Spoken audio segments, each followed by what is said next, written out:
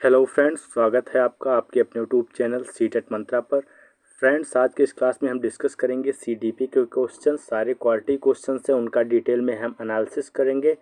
तो आइए अपने इस क्लास को भी स्टार्ट करते हैं। और जो लोग चैनल पर नए होंगे या अब तक सब्सक्राइब नहीं किए हैं वो लोग चैनल को सब्सक्राइब कर लीजिएगा।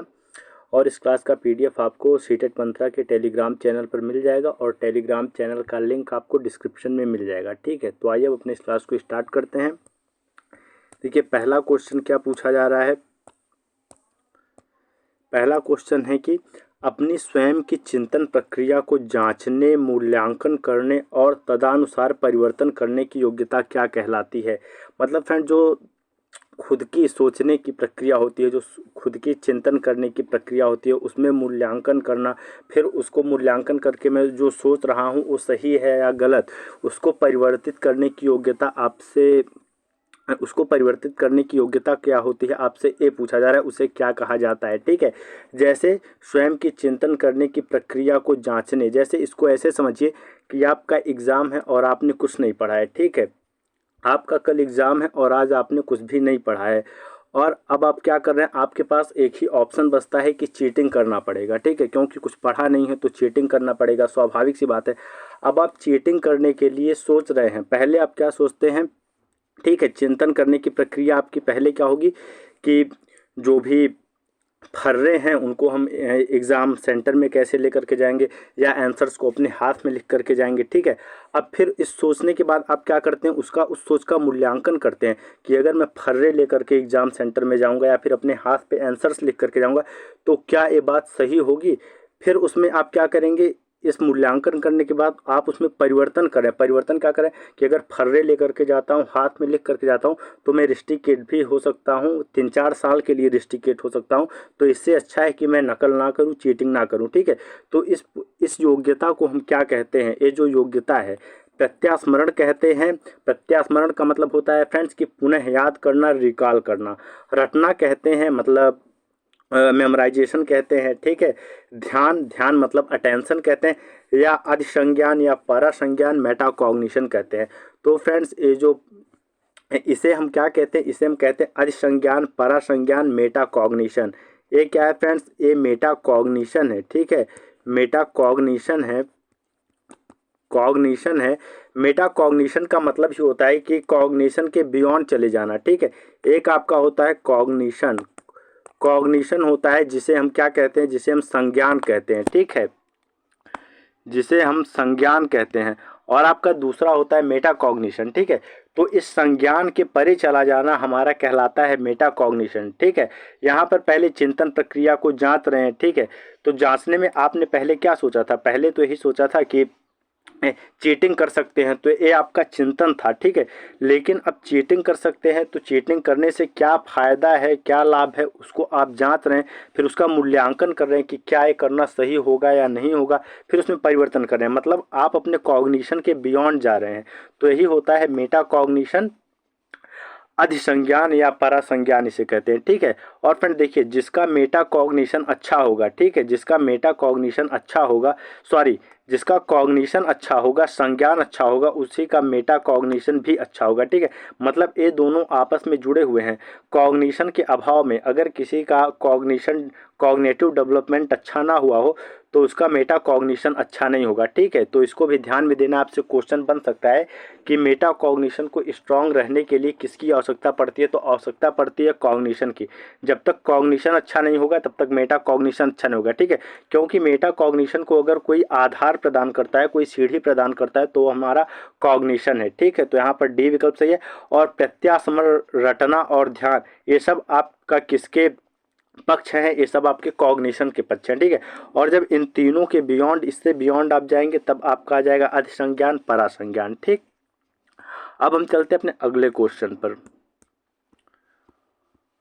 अगला क्वेश्चन देखिए, आपसे क्या पूछा जा रहा है, विद्यार्थियों द्वारा की गई त्रुटियों से निपटने का सही तरीका क्या है। मतलब फ्रेंड, जो स्टूडेंट्स त्रुटियां करते हैं, जो उनके द्वारा एरर्स क्लास में की जाती हैं, उनसे निपटने के लिए, उनको समाप्त करने के लिए तरीका क्या है, विकल्प क्या है। ठीक है, तो फ्रेंड्स, सबसे पहले समझिए कि जो त्रुटियां होती हैं, जो एरर्स होते हैं, किनके द्वारा, बच्चों के द्वारा, ये स्वाभाविक होते हैं। कैसे होते हैं, स्वाभाविक होते हैं, नेचुरल प्रक्रिया है, ठीक है। हर इंसान से त्रुटि होती है, गलती होती है, हम बिना त्रुटियों के नहीं सीख सकते हैं, ठीक है। मतलब errors are a common factor of learning, ठीक है। मतलब शिक्षण की प्रक्रिया में जो एरर होता है वो एक स्वाभाविक प्रक्रिया है, एक स्वाभाविक फैक्टर है, ठीक है। बिना त्रुटि के लर्निंग नहीं हो सकती। इसीलिए जो आपके थॉर्नडाइक है उन्होंने क्या दिया था, लर्निंग एंड एरर्स का एक अपना नियम भी दिया था, ठीक है। तो लर्निंग और एरर मतलब जो त्रुटियां हैं वो लर्निंग का ही पार्ट है, सीखने का ही हिस्सा है, ठीक है। तो ये स्वाभाविक होती हैं। ऐसा नहीं है कि अगर कोई बच्चा त्रुटि करता है तो उसमें कमी है, नहीं, त्रुटि करना अच्छी बात है, ठीक है। त्रुटि करना गलत बात नहीं होती। तो इनसे निपटने का सही तरीका क्या है हमसे पूछा जा रहा है। पहला विकल्प कह रहा है कि विद्यार्थियों को त्रुटियां करने के लिए दंडित करना। मतलब अगर बच्चे त्रुटि करते हैं, गलती करते हैं तो उन्हें दंडित कर दीजिए, पनिशमेंट दे दीजिए। तो ये बात देखिए बिल्कुल गलत है, ठीक है। विद्यार्थियों को दंडित कभी नहीं करना है। जो हमारा RT एक्ट है, राइट टू एजुकेशन एक्ट 2009 है, ये प्रोहिबिट करता है दंड देने से। मतलब जो हमारा राइट टू एजुकेशन एक्ट 2009 है उसका सेक्शन 17 फर्स्ट मतलब सेक्शन 17 का सब सेक्शन फर्स्ट जो है वो कहता है कि बच्चों को कारपोरल पनिशमेंट या मेंटल हरासमेंट नहीं दिया जाना चाहिए। मतलब बच्चों को ना ही फिजिकली पनिशमेंट करना है, ना ही उनको मेंटली पनिशमेंट करना है, ठीक है। ना ही उनको मुर्गा बनाना है, ना ही डांटना है, ठीक है। डांटना वगैरह आपके मेंटल हरासमेंट के अंतर्गत आ जाता है, ठीक है। तो ना ही उन्हें फिजिकल पनिशमेंट देना है, ना ही उन्हें मेंटल हरासमेंट देना है। अगर आप ऐसा करते हैं तो सेक्शन 16 सब क्लास सेकेंड मतलब सेक्शन जो 17वां है उसके सब क्लास सेकंड के अंतर्गत आपको क्या मिल सकता है, सजा मिल सकता है, ठीक है। मतलब सेक्शन 17 फर्स्ट कहता है, सेक्शन 17 फर्स्ट का सेक्शन 17 का सब सेक्शन फर्स्ट कहता है कि बच्चों को दंडित नहीं करना है। और उसी सेक्शन का सब सेक्शन सेकंड कहता है कि अगर कोई टीचर बच्चों को दंड देता है तो उसे सजा दी जा सकती है, ठीक है। टीचर का जेल हो सकता है या उसके ऊपर जुर्माना लगाया जा सकता है। तो ये बात गलत है, दंडित नहीं करना है। विद्यार्थियों को सीधे सही जवाब बता देना और उन्हें उसे बार बार कॉपी में लिखने को देना। मतलब फ्रेंड्स अगर बच्चे कोई गलती करते हैं तो आप उस क्वेश्चन का सीधे सीधे उनको आंसर बता दीजिए और कहिए इसको 10 बार प्रैक्टिस करो, ठीक है। 10 बार कॉपी में वैसे का वैसे दोहराओ। तो ये बात भी बिल्कुल गलत है, ठीक है। क्योंकि ये बात देखिए इनडायरेक्टली यहाँ पर क्या बात हो रही है, इनडायरेक्टली यहाँ पर कंडीशनिंग की बात हो रही है। कंडीशनिंग का मतलब होता है फ्रेंड्स कि किसी चीज़ का आदत डलवाना, ठीक है। मतलब और हमें क्या करना है, हमें कंडीशनिंग को नकारना है, ठीक है। क्योंकि आप लोग जानते होंगे कि जो हमारा NCF 2005 है वो किस पर आधारित है, वो आधारित है रचनावाद पर, संरचनावाद पर, ठीक है, कंस्ट्रक्टिविज्म पर आधारित है। और कंस्ट्रक्टिविज्म कंडीशनिंग की बात नहीं करता है। कंडीशनिंग की बात कौन करता है, कंडीशनिंग की बात करते हैं हमारे बिहेवियरिस्टिक लोग, ठीक है। जैसे थॉर्नडाइक हो गए, स्किनर हो गए, पावलो हो गए, वो कंडीशनिंग की बात करते हैं। मतलब एक ही काम को बार बार दोहराना, यही आपका कंडीशनिंग कहलाता है। जैसे पावलो की थियरी में आप लोगों ने देखा था कि कुत्ते को क्या किया जा रहा था, घंटी बजाया जा रहा था, उसके सामने खाना रखा जा रहा था तो लार टपकाता था। इसी को कहते हैं कंडीशनिंग, ठीक है। तो कंडीशनिंग हमें नहीं कराना है। कंडीशनिंग का बहुत कम उपयोग है आज के टाइम में शिक्षा में, बहुत ही कम, मतलब कुछ जगहों पर ही है। जैसे स्कूलों में जो घंटी लगती है, ठीक है, एक घंटी लगी तो बच्चे समझ गए कि हिंदी की क्लास है, दूसरी घंटी लगी तो बच्चे समझ गए कि फिजिक्स की क्लास है। तो यहाँ पर कंडीशनिंग होती है। मतलब कंडीशनिंग का बहुत कम उपयोग है एजुकेशन में, ठीक है। कंडीशनिंग का उतना उपयोग नहीं होता है। तो ये बात आपका गलत है, ठीक है। उनको एक्टिव रखना है, बच्चे खुद से अपने त्रुटियों को सही करेंगे, ठीक है। आप उनको उत्तर नहीं बताएंगे, बार बार दोहराएंगे नहीं। और जहाँ बार बार दोहराने का बात हो, रटने का बात हो, वो सब विकल्प हमारा गलत हो जाता है, ठीक। विद्यार्थी को अपने सहपाठी का सही जवाब नकल करने को कहना। मतलब आप कह दीजिए कि तुम्हारे आंसर्स गलत है, तुम अपने फ्रेंड का नकल कर लो। तो देखिए फ्रेंड्स नकल भी नहीं करना है, ये बात आपका नकारात्मक है, ठीक है। बच्चा खुद से सही करेगा, आप उसको समय दीजिए, आप उसको सही दिशा दीजिए, बच्चा खुद के त्रुटियों को खुद से सही करेगा, ठीक है। अधिगम कमियों का विश्लेषण करना जिनकी वजह से त्रुटि हुई है, अच्छी बात है। और विद्यार्थियों को तदनुसार सहायता प्रदान करना, ठीक है। ये विकल्प देखिए फ्रेंड्स आपका सबसे उपयुक्त है, अच्छा है, ठीक है। अधिगम कमियों का विश्लेषण करना मतलब फ्रेंड्स जहां बच्चा सीखने में जहां बच्चे के सीखने में कमियां हो रही हैं, जहां सीखने में उसको दिक्कत हो रही है, आप उसका विश्लेषण करिए, उसको एनालाइज करिए और बच्चे को बताइए, ठीक है, कि इस तरह से तुम गलतियां कर रहे हो, ठीक है। और फिर उसके बाद विद्यार्थी उसके अकॉर्डिंगली, उसके तदनुसार विद्यार्थी को सहायता प्रदान करिए। तो ये बात आपका बिल्कुल सही है, ठीक है। आप उसको बताइए कि इस वजह से तुम यहाँ पर गलती कर रहे हो, इसको सही करने की ज़रूरत है, ठीक है, और उसमें आप उसका हेल्प करिए। तो यहाँ पर डी विकल्प आपका बिल्कुल सही है। तीसरा क्वेश्चन देखिए आपसे क्या पूछा जा रहा है। रेणु हमेशा समस्या समाधान के विभिन्न पहलुओं पर विचार करके और अंत में कई समाधान ढूंढ लेती है। वह समस्या को हल करने के लिए प्रकार की सोच का उपयोग करे। मतलब फ्रेंड्स, रेणु है कोई बच्ची जिसके सामने कोई भी प्रॉब्लम अगर आता है तो उसका वो कई सारा, उसके सॉल्यूशन का वो कई सारा विकल्प ढूंढ लेती है, ठीक है। मतलब एक ही प्रॉब्लम को सॉल्व करने के लिए वो मल्टीपल वेज ढूंढ लेती है, ठीक है। तो वह समस्या को हल करने के लिए किस प्रकार की सोच का उपयोग करे। अभिसारी, आत्म केंद्रित या अतार्किक। तो देखिए फ्रेंड, जो आपका थिंकिंग होता है, जो आपकी सोच होती है, वो दो प्रकार की होती है। एक आपका होता है अपसारी और एक होता है आपका अभिसारी, ठीक है। अपसारी का मतलब होता है डाइवर्जेंट और अभिसारी का मतलब होता है कन्वर्जेंट, ठीक है। तो जो डाइवर्जेंट थिंकिंग होती है, ठीक है, डाइवर्जेंट थिंकिंग का मतलब ये होता है कि एक ही समस्या का कई प्रकार से हल ढूंढना, ठीक है। मतलब कोई एक समस्या होगी, उसका कई प्रकार से बच्चा हल ढूंढ सकता है। लेकिन अब सारी चिंतन में वो एक ही समाधान पर जो उसको पता रहेगा वहीं पर वो अटका रहेगा, ठीक है। तो यहाँ पर रेणु क्या कर रही है, वो विभिन्न पहलुओं पर विचार करके अंत में कई समाधान ढूंढे। तो अगर रेणु कई समाधान ढूंढे तो उसके अंदर डाइवर्जेंट थिंकिंग का उपयोग करे, अपसारी चिंतन का उपयोग कर रही है, ठीक है। और फ्रेंड्स, ये डाइवर्जेंट थिंकिंग वाले बच्चे कैसे होते हैं, क्रिएटिव होते हैं, ठीक है। क्रिएटिव होते हैं मतलब रचनात्मक होते हैं, ठीक है, रचनात्मक होते हैं। और ये अभिसारी चिंतन वाले बच्चे कैसे होते हैं, ये इंटेलिजेंट होते हैं। कैसे होते हैं, ये इंटेलिजेंट होते हैं, ठीक है।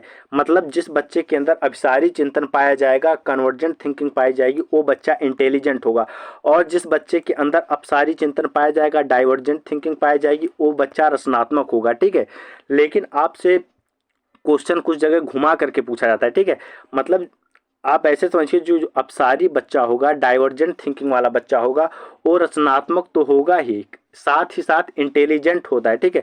मतलब फ्रेंड्स, सभी रचनात्मक बच्चे, सभी क्रिएटिव बच्चे क्या होते हैं, इंटेलिजेंट होते हैं। लेकिन सभी इंटेलिजेंट बच्चे रचनात्मक नहीं होते हैं, क्रिएटिव नहीं होते हैं, ठीक है।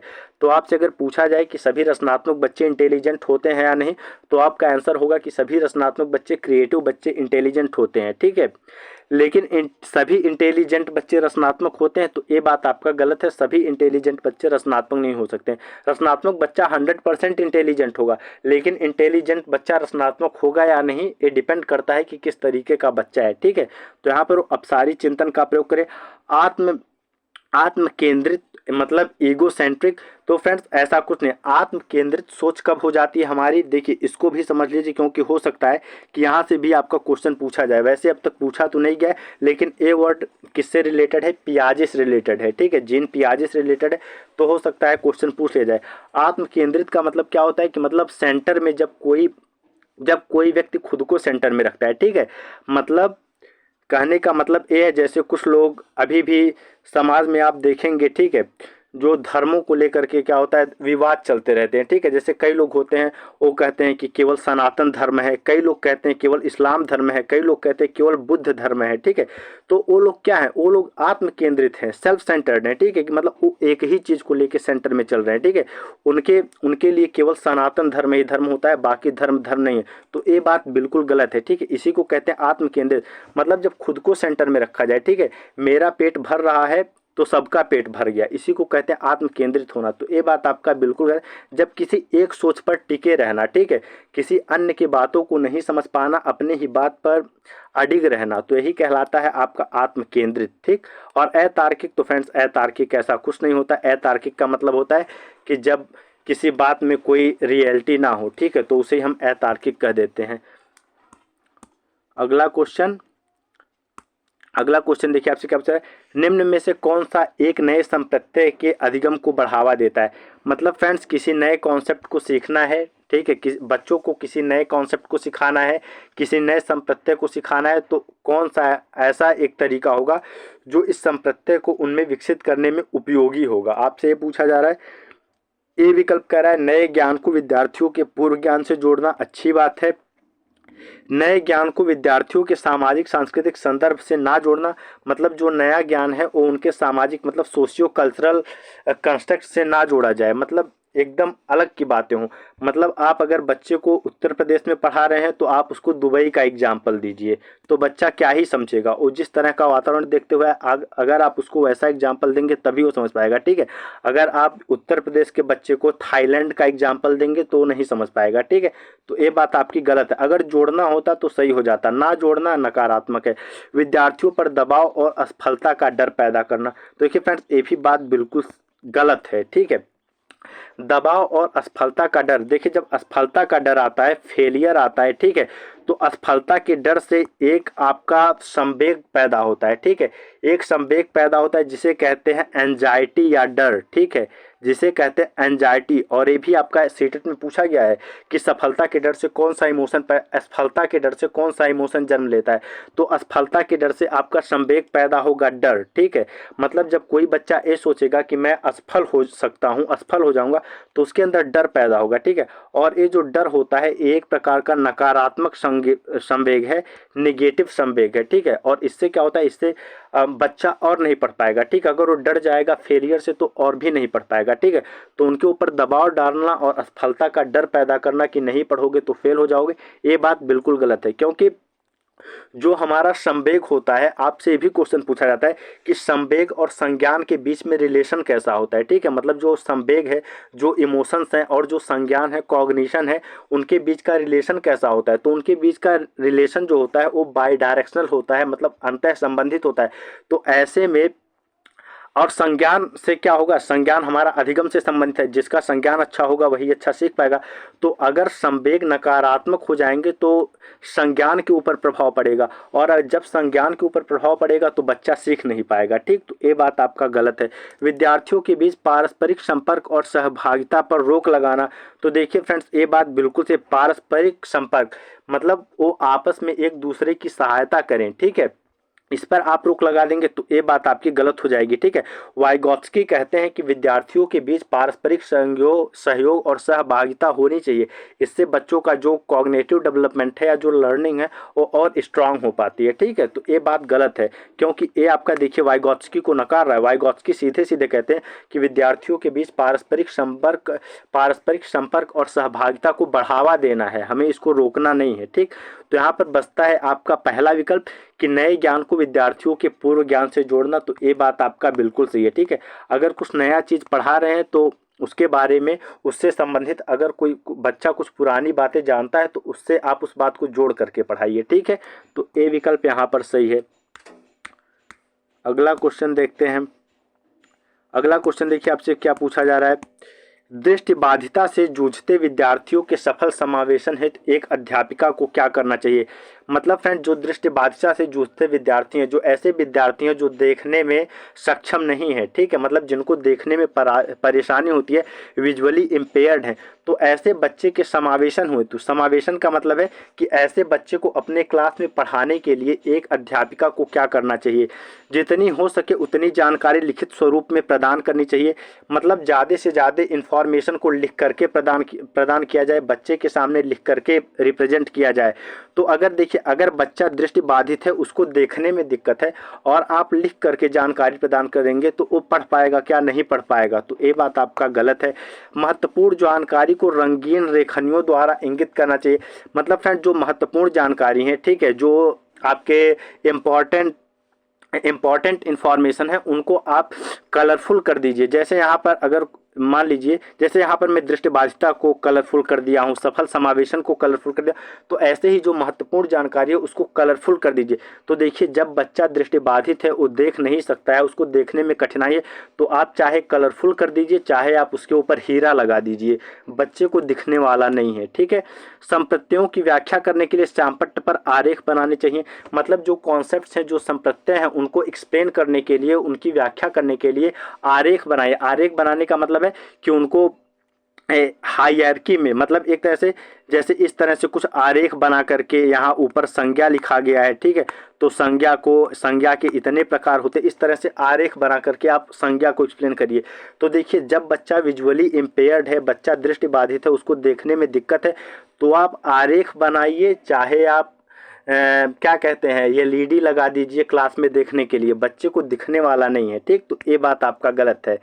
अब देखिए चौथा विकल्प बताता है जानकारी को प्रस्तुत करने के मौखिक तरीके अपनाने चाहिए, मतलब ओरली बोल करके बच्चे को समझाना चाहिए जो भी विषय वस्तु है, ठीक है। इन्फॉर्मेशन को ओरली बच्चे तक पहुंचाना चाहिए। तो ये बात आपका बिल्कुल सही है, क्योंकि बच्चे को देखने में दिक्कत है, और जब बच्चे को देखने में दिक्कत है तो आप क्या करेंगे, उसको बोल करके बता दीजिए, क्योंकि जिसको देखने में प्रॉब्लम है उसके पास एक ही ऑप्शन बचता है, वो सुन करके सीखेगा। तो यहाँ पर ये तरीका आपका सही है, ठीक है। और दृष्टिबाधित लोगों के लिए आपका क्या यूज किया जाता है, आपकी यूज की जाती है ब्रेल लिपि, ठीक है। क्या यूज की जाती है, ब्रेल लिपि, ठीक है, जो कि 6 बिंदुओं पर आधारित होती है, ठीक। तो ये भी ध्यान में रखेंगे, ब्रेल लिपि मतलब ऐसे भी आपसे पूछा जा सकता है कि स्पर्श मटेरियल्स को टच करके बच्चे सीखे। तो स्पर्श कुछ ऐसी चीज़ें आती हैं जो स्पर्श करके भी बच्चे उनको सीख सकते हैं, तो वो भी विकल्प सही हो जाता है। या फिर यहाँ पर विकल्प में दे दिया होता है कि कंप्यूटरों के द्वारा, ठीक है, मतलब एआई का उपयोग करके या टेक्नोलॉजी का उपयोग करके, तो वो भी बात सही हो जाती है, ठीक है। छठवां क्वेश्चन देखिए, कक्षा में समूह कार्य के दौरान रमेश ने देखा कि उसके विद्यार्थी दिए गए प्रश्न का हल ढूंढने में जूझ रहे हैं। विद्यार्थियों को सहयोग देने के लिए रमेश को क्या करना चाहिए। मतलब फ्रेंड्स, रमेश है, कोई टीचर है, ठीक है, जो क्लास में क्या किए हैं, एक ग्रुप वर्क दे दिए हैं, एक ग्रुप टास्क दे दिए हैं, ठीक है। और वो ऑब्जर्व क्या करते हैं कि कुछ विद्यार्थी ऐसे हैं, कुछ स्टूडेंट्स ऐसे हैं जो उस काम को करने में, उस टास्क को करने में कठिनाई महसूस कर रहे हैं, ठीक है। तो रमेश को क्या करना चाहिए ऐसी स्थिति में एज ए टीचर, ठीक है। ए विकल्प कह रहा है उन्हें पुस्तक के उत्तर नकल करके लिखने के लिए कहना चाहिए। मतलब रमेश को कह देना चाहिए कि अगर इस प्रॉब्लम में बहुत ज़्यादा कठिनाई हो रही है तो किताब को खोलो और आंसर को नकल कर लो। तो ये बात देखिए, नकल करना हो गया, अनुकरण करना हो गया, तो ये बात आपका गलत होता है, ठीक है। नकल नहीं करना है, बच्चा जहाँ पर सक्रिय रूप से कोई काम करेगा, ठीक है, खुद से आंसर ढूंढेगा, ठीक। बच्चा आंसर खुद से ढूंढे, बच्चा अपने मौलिकता का उपयोग करे, बच्चे के थॉट में ओरिजिनलिटी हो, बच्चा सक्रिय रहे, बच्चा दूसरों के साथ कोलैब करे, वो सब विकल्प सही होंगे, ठीक है। यहाँ पर बच्चा निष्क्रिय है, ठीक है, यहाँ पर कोई सक्रियता है क्या कि दूसरे का नकल कर लो, किताब से नकल कर लो, तो ये सब निष्क्रियता की ओर लेकर के जा रहे हैं, निष्क्रिय बातें हैं, बच्चे को निष्क्रिय रखेंगे। उस प्रदत्त कार्य को छोड़कर अगले कार्य को करने के लिए कहना चाहिए। मतलब जिस काम को करने में कठिनाई हो रही है उस काम को छोड़ करके अगले क्वेश्चन पे लग जाओ।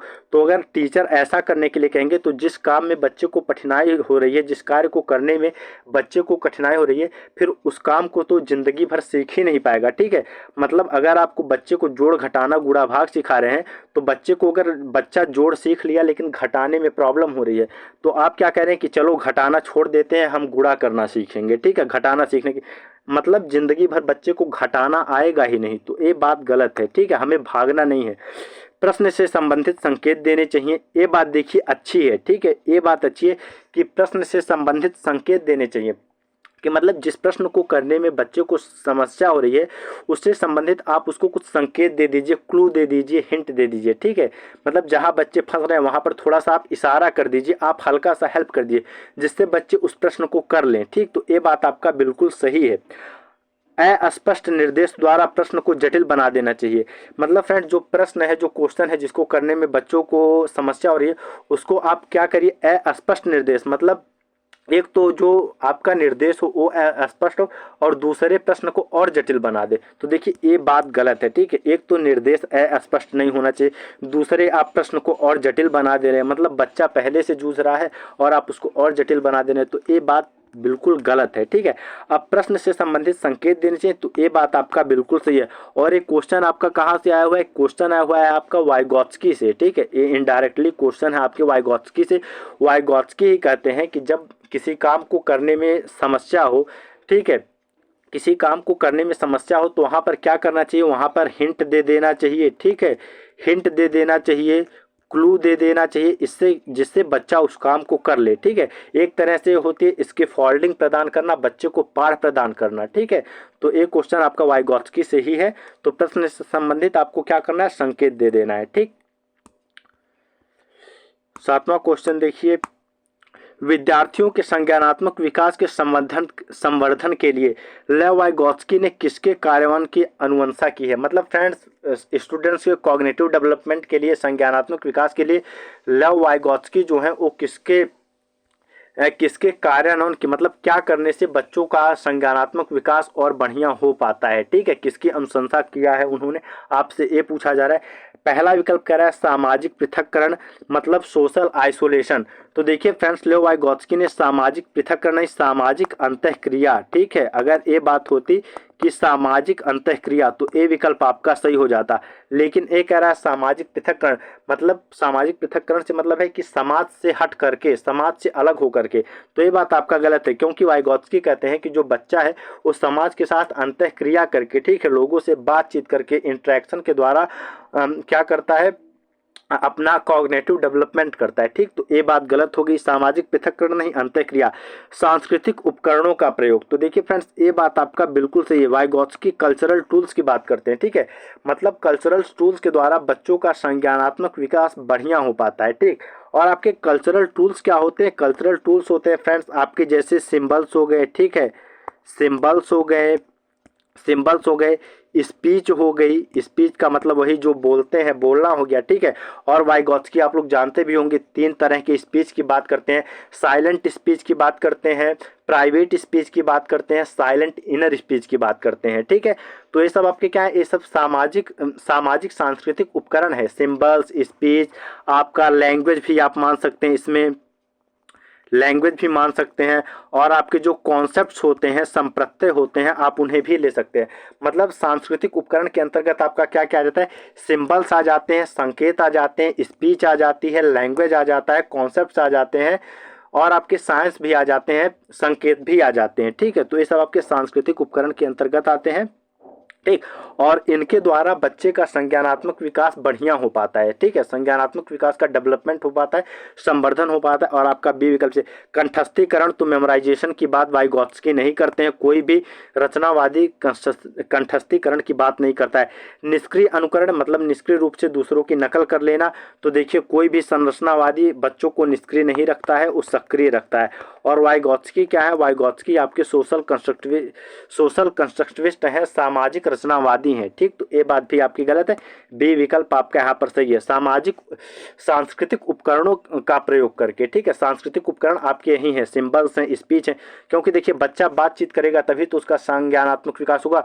भाषा नहीं होगी तो भाषा के अभाव में संज्ञानात्मक विकास कैसा होगा, कॉन्सेप्ट्स नहीं होंगे, संप्रत्यय नहीं होंगे तो कॉन्सेप्ट्स के अभाव में संज्ञानात्मक विकास कैसे हो पाएगा। तो ये सब आपके क्या है, सांस्कृतिक उपकरण है। ठीक है, इनको भी आपको ध्यान में रखना है, आपसे एग्जाम में पूछा जा सकता है। अब तक पूछा नहीं गया है, लेकिन अन्य एग्जामों में ये बात पूछा गया है, तो आपसे सीटेट में भी पूछा जा सकता है। ठीक है, अब चलते हैं अपने अगले क्वेश्चन पर। देखिए अगला क्वेश्चन आपसे क्या पूछा जाए, अहमद मनोउपचारक या परामर्शदाता काउंसलर बनना चाहता है। हार्वर्ड गार्डनर के बहुबुद्धि सिद्धांत के अनुसार उसकी अध्यापिका को उसकी किस बुद्धि के संवर्धन के अवसर देने चाहिए। मतलब फ्रेंड्स, अहमद है, कोई बच्चा है स्कूल में जो पढ़ता है, और वो क्या बनना चाहता है, वो बनना चाहता है मनोउपचारक, मतलब काउंसलर बनना चाहता है, परामर्शदाता बनना चाहता है। ठीक है, मनोउपचारक क्या होते हैं फ्रेंड्स, एक होते हैं फ्रेंड्स आपके मनोचिकित्सक और एक होते हैं मनोउपचारक। ठीक है, मनोचिकित्सक का क्या काम होता है, मनोचिकित्सक जो होते हैं फ्रेंड्स वो डॉक्टर्स होते हैं। ठीक है, डॉक्टर्स होते हैं, साइकेट्रिस्ट होते हैं जो मेडिसिन प्रेस्क्राइब करते हैं। ठीक है, जो कि मेंटल डिसऑर्डर्स के लिए, जैसे किसी को एल्जाइमर हो गया, किसी को ओसीडी हो गया, या किसी को अन्य तरह की एंजाइटी हो गया, डिप्रेशन हो गया, तो उन सब के लिए वो दवा प्रेस्क्राइब करते हैं। लेकिन जो मनोउपचारक होता है, जो साइकोलॉजिस्ट होता है, जो काउंसलर होता है, वो क्या करता है, वो बिना दवा के उपचार करता है, मतलब काउंसलिंग करता है, उनको समझाता है कि आपको कैसे रहना है, क्या करना है। ठीक है, तो अहमद यहाँ पर मनोउपचारक बनना चाहता है। ठीक है, तो हार्वर्ड गार्डनर के बहुबुद्धि सिद्धांत के अनुसार उसकी अध्यापिका को उसके अंदर किस बुद्धि का संवर्धन करना चाहिए, किस बुद्धि का डेवलपमेंट करना चाहिए, विकास करना चाहिए, बढ़ाना चाहिए। ठीक है, पहला कह रहा है स्थानिक, दूसरा कह रहा है प्राकृतिक, तीसरा कह रहा है संगीतात्मक, आपका चौथा कह रहा है अंतर्वैयक्तिक। तो देखिए फ्रेंड्स, हार्वर्ड गार्डनर ने 8 प्रकार की बुद्धि बताई है। ठीक है, बुद्धि तो 8 प्रकार से अधिक प्रकार की भी बताई है। ठीक है, उनका किताब है द फ्रेम्स ऑफ माइंड, ठीक है, हावर्ड गार्डनर की बुक है द फ्रेम्स ऑफ माइंड, ठीक है, उसमें ही उन्होंने अपने सिद्धांत को दिया हुआ है, ठीक है। और उसमें पहले उन्होंने 7 प्रकार की बुद्धि बताई थी, ठीक है, लेकिन लास्ट में एक और बुद्धि को जोड़ दिया उन्होंने, तो बुद्धि 8 प्रकार की हो गई, लेकिन बाद में और बुद्धियों को जोड़ते हुए गए हैं, ठीक है। तो 8 से अधिक हैं, लेकिन आपके लिए 8 ही इंपॉर्टेंट है, क्योंकि एनसीईआरटी में 8 है तो हमें 8 ही पढ़ना है, ठीक है। तो the frames of the mind में उन्होंने 8 प्रकार की बुद्धि बताई, तो और इन बुद्धियों में उन्होंने क्या बताया था कि 8 प्रकार की बुद्धियां होती है, ठीक है, 8 प्रकार की बुद्धियां होती हैं। और इन बुद्धियों में ऐसा नहीं कि किसी के अंदर, जैसे 8 प्रकार की बुद्धि है तो ऐसा नहीं कि सबके अंदर एक एक बुद्धि ही पाई जाएगी, हो सकता है किसी के अंदर सारी बुद्धियां पाई जाएं, ठीक है। ऐसा भी हो सकता है कि किसी के पास एक प्रकार की बुद्धि ज़्यादा पाई जाए और अन्य प्रकार की बुद्धि कम पाई जाए, ठीक है। तो देखिए फ्रेंड्स, यहाँ पर अहमद को क्या बनना है, मनोउपचारक बनना है, परामर्शदाता बनना है, ठीक है। और उसके अंदर तो देखिए परामर्शदाता के लिए कैसी बुद्धि इंपॉर्टेंट है, तो देखिए परामर्शदाता कौन बन सकता है, जो दूसरे को अच्छे से समझ पाए, ठीक है, क्योंकि काउंसलर तो वही बन पाएगा ना कि जो दूसरे को अच्छे से समझ पाए। अगर दूसरे को समझ ही नहीं पाएगा, ठीक है, कोई काउंसलिंग कराने आता है और उसको बार बार आदत है, मतलब बार बार आदत है सर खुजलाने की, या बार बार आदत है गाली देने की, ठीक है, ऐसे व्यक्ति का काउंसलिंग करना है जो बार बार गाली देता है, उसको यही बीमारी ही है कि हर बात में गाली देना।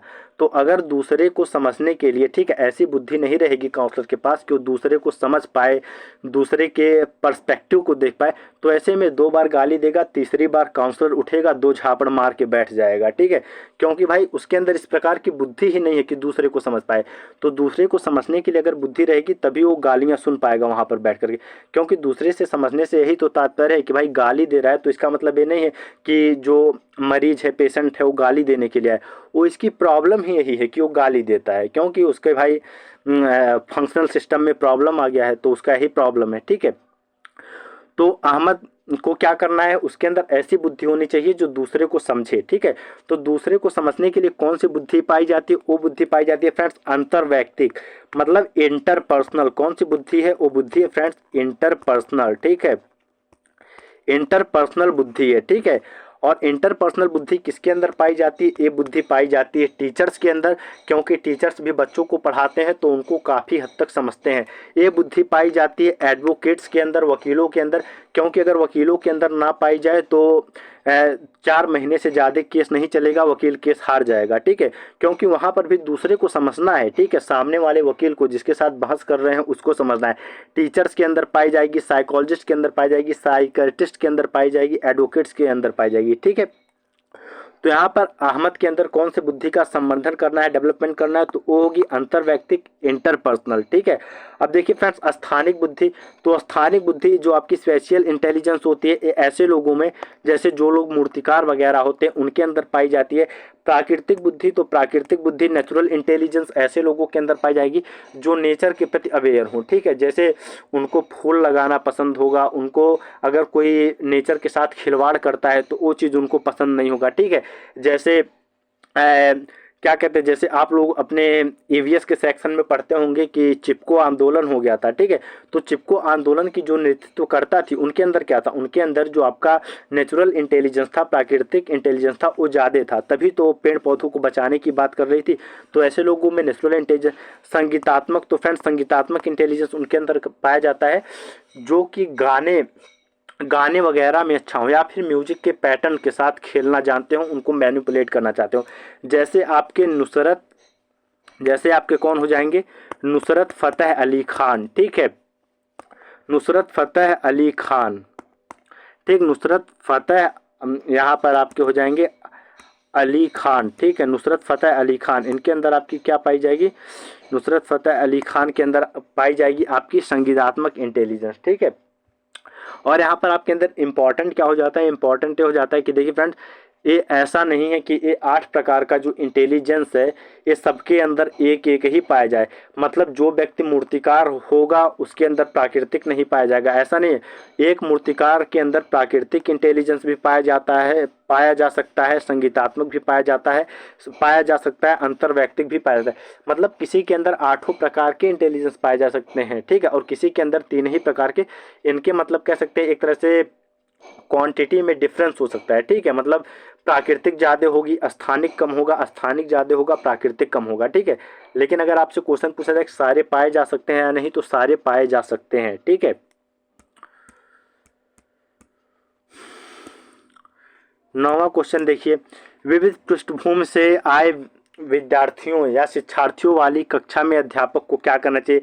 मतलब फ्रेंड्स, ऐसी कक्षा में जहाँ पर विविध पृष्ठभूमि के बच्चे आते हैं, मतलब डाइवर्स बैकग्राउंड के बच्चे आते हैं, वहाँ पर एक शिक्षार्थी को एक अध्यापक को क्या करना चाहिए, ठीक है। मतलब आपके क्लास में अगर तरह तरह के बच्चे आते हैं, ठीक है, हिंदू बच्चे आते हैं, मुस्लिम बच्चे आते हैं, गरीब बच्चे आते हैं, अमीर बच्चे आते हैं, ठीक है, तो ऐसे में एक अध्यापक को क्या करना चाहिए, आपसे ये पूछा जा रहा है। पहला विकल्प कह रहा है परीक्षा में उनके निष्पादन के आधार पर विद्यार्थियों के समूह बनाने चाहिए। मतलब फ्रेंड्स, ये विकल्प आपका कह रहा है कि परीक्षा में निष्पादन के आधार पर, मतलब जो रिजल्ट है उनका, उनके रिजल्ट के आधार पर उनका समूह बना दो क्लास में, ठीक है। कि मतलब 60% पाने वाले इन विद्यार्थी आगे सीट पर बैठेंगे, 50 पाने वाला उनके पीछे, 40 पाने वाला उनके पीछे, मतलब आप समूह बना दो। तो ये बात आपकी बिल्कुल गलत है, ठीक है। मतलब आप एक तरह से इनको कैटेगराइज कर रहे हैं, ठीक है, इनको कैटेगराइज कर रहे हैं, इनको क्या कर रहे हैं, वर्गीकृत कर रहे हैं, ठीक है। तो हमको कैटेगराइज कभी नहीं करना होता है, विद्यार्थियों को वर्गीकृत कभी नहीं करना होता है, ठीक है। और समूह बनाने की अगर बात हो तो समूह केवल एक ही दशा में बन सकता है, और वो दशा क्या होगी, जब समूह में अलग अलग तरह के बच्चे हों। कैसे बच्चे हों, अलग अलग तरह के बच्चे हों। जो आपका ग्रुप होगा, समूह होगा, वो हेट्रोजेनियस होगा, होमोजेनियस नहीं होगा, ठीक है। मतलब उस ग्रुप में अलग अलग तरह के सीखने वाले बच्चे हों, कुछ बच्चे पढ़ने में तेज हों, कुछ बच्चे पढ़ने में कमज़ोर हों, कुछ बच्चे, मतलब कुछ बच्चे आपके शरारत करने वाले हों, कुछ बच्चे शांत बैठने वाले हों। तो हमें अलग अलग तरह के बच्चों का ग्रुप बनाना है, और इस तरह से तो वर्गीकृत कभी नहीं करना है, बच्चों के ऊपर ठप्पा नहीं लगाना है कि पढ़ने में तेज बच्चे, पढ़ने में कम तेज बच्चे, 60% वाला, 80% वाला। अगर हम ऐसा करेंगे तो बच्चे सीखेंगे नहीं, ठीक है। उनके अंदर क्या आ जाएगी, उनके अंदर एक संवेग पैदा हो जाएगा, जिसको हम कहते हैं क्या, कुंठा, ठीक है। क्या पैदा हो जाएगा उनके अंदर पैदा हो जाएगा कुंठा, ठीक है। मतलब वो अपने आप में स्ट्रेस्ड रहने रहेंगे, एक उनके अंदर बोर्डम आ जाएगा कह सकते हैं, ठीक है। मतलब कुंठा पैदा हो जाएगी, ठीक।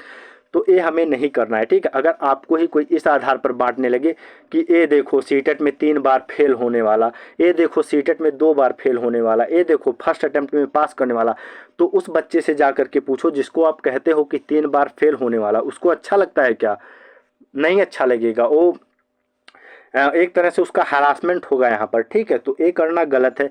सभी से सफलता की अपेक्षाएं करनी एवं बनाए रखनी चाहिए। तो ये बात देखिए फ्रेंड्स, बिल्कुल सही है, ठीक है। कि मतलब हम क्या करें, हम सभी स्टूडेंट से एक्सपेक्ट करें कि हमारे सभी बच्चे जो हैं वो सफल होंगे, सक्सेस होंगे, ठीक है। तो ऐसा करने से क्या होता है, ऐसा करने से विद्यार्थियों के अंदर जो सकारात्मक संवेग हैं, जो आपके पॉजिटिव इमोशंस है, वो वो एक्टिव हो जाते हैं, ठीक है। वो एक्टिव हो जाते हैं, क्यों, क्योंकि देखिए, अगर आपसे कोई सफलता की अपेक्षा करता है, ठीक है, अगर आप अभी बैठकर पढ़ रहे होंगे, ठीक है, और आपका एग्जाम दे करके आएंगे, सीटेट में आप अच्छा करके आते हैं, ठीक है, और आपके अच्छा करने के बाद आपसे कोई आपका फ्रेंड मिलता है और वो कहता है भाई इस बार इतना अच्छा करके आए हो, तुम्हारी जॉब तो DSSB में फिक्स है, क्योंकि तुमको पैडागॉजी अच्छा आता है और DSSB में आपका पैडागॉजी का ही। तो वहाँ पर क्या होगा, वहाँ पर आपके अंदर पॉजिटिव इमोशन आएंगे, ठीक है, क्योंकि वहाँ पर आपका फ्रेंड आपसे सक्सेस होने की अपेक्षा कर रहा है, ठीक है। तो अगर हम बच्चों से सक्सेस होने का अपेक्षा करेंगे कि भाई तुम सफल होगे, तो ऐसे में क्या होगा, उनके अंदर पॉजिटिव इमोशन आएंगे, ठीक। तो ये बात आपकी से हो जाती है। और वहीं अगर बच्चों से कह दीजिए है ये ऐसे क्लास में पढ़ोगे तो भाई ये तो बच्चा 3 बार से टेस्ट में फेल हो रहा है, इसका कोई फ्यूचर ही नहीं है, ठीक है, इसका कोई फ्यूचर ही नहीं है, इसका फ्यूचर बेकार है। तो ये बात उनके अंदर क्या आएगी, उनके अंदर नकारात्मक संवेगों को जन्म देंगी, ठीक है।